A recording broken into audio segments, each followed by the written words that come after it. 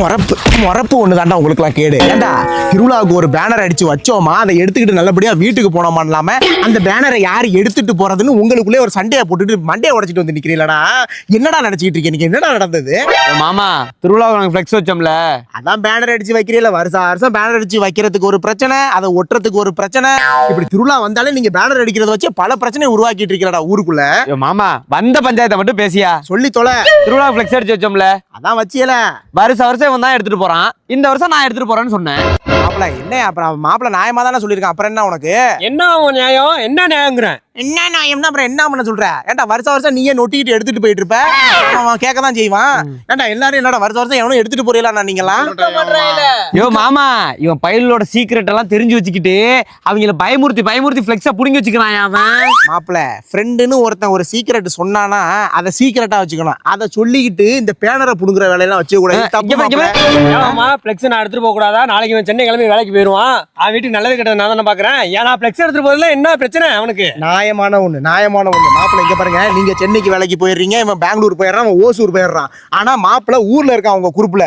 ஆனா அவன் தானே நாளைக்கு நல்லது கெட்டதுலாம் பாக்குறான். ஏன் அன்னைக்கு உங்க அம்மா பஸ் ஸ்டாண்ட்ல இருந்தவங்க மயங்கி விழுந்துட்டாங்க, அவன் தான் துடிச்சான், தூக்குனா, ஆஸ்பத்திரி கொண்டு போனா, வைத்தியம் பார்த்து கொண்டாந்து வீட்டுல வச்சான்.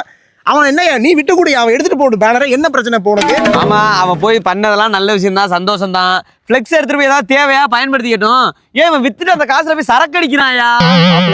இது தவறு. இருங்க வீட்டுல எதுவும் ஒழுகுதுன்னா ஓட்டி விடா இருக்கு உங்களுக்கு, போய் போட்டுக்கங்க, யூஸ் பண்ணிக்கங்க. அதை வித்து சரக்கு அடிக்கிறதா இதுல மாமாவுக்கு சுத்துற விருப்பம் இல்லாம குடிக்கிற மாதிரி இருக்கா? அப்படிதானே அப்புறம் சொல்றான்ல. அப்புறம் என்ன நினைச்சிட்டு இருக்காங்க?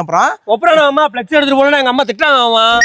ஏன் எங்களுக்கெல்லாம் ஆயப்பன் இல்லையா? நாங்களாம் ஃப்ளெக்ஸ் காசு கொடுக்கலையா? எங்க அம்மா தான் திட்டுது. அம்மா திட்டுது, ஆயா திட்டு. எங்க அந்த பேனரை கொடுக்குறாங்க? இது ஒரு பேனர், பிச்சைக்கார பேனர். இது ஒட்டி வச்சது இல்லாம இதுக்காக சண்டை போட்டுட்டு இருக்கியா? நீங்க எல்லாம் எதுக்குடா ஊருக்குள்ள ஒரு குரூப்னு இருக்கு, ஃப்ரெண்ட்ஸ்னு இருக்கியா? பழகத்துக்கு லாய்க்கல குரூப்பை கலைச்சு விட்டு தயவு செஞ்சு போங்கடா ஊரை விட்டு. யோ என்ன சொன்ன? குரூப்பை கலைக்கணுமா? அப்புறம் என்ன பண்ண சொல்ற? ஏண்டா இந்த ஒரு பேனர்னு இதுக்கு அடிச்சுக்கிட்டு மண்டையை உடைச்சிக்கிட்டு நிக்கிறிய? நீங்க எல்லாம் என்னடா ஃப்ரெண்ட்ஸ்? நீங்க எல்லாம் எதுக்குடா அங்க இருக்கீங்க? நீங்க பஞ்சாயத்துனா இஷ்டம் இருக்கு பேசுவா நீ. மாப்பிள்ள மயிர் எல்லாம் பேசாதீங்க, வார்த்தை தடிக்குது பாத்துக்கங்க. குரூப்பா கலைக்க சொல்ற உனக்கு என்னடா மரியாதை? என் நண்பன் மேல கை வைக்கிற நீ? யாரா நண்பன்? இந்த ஒரு பேனருக்காக உன் மண்டையை அடிச்சு உடைச்சிருக்கான். இவெல்லாம் உன் நண்பனா? யோ அவன் மண்டையை நான் உடைப்பேன், என் மண்டையை அவன் உடைப்பான். நாங்க சேர்ந்து உன் மண்டையை உடைக்க போறையா? என் மண்டையை உடைக்க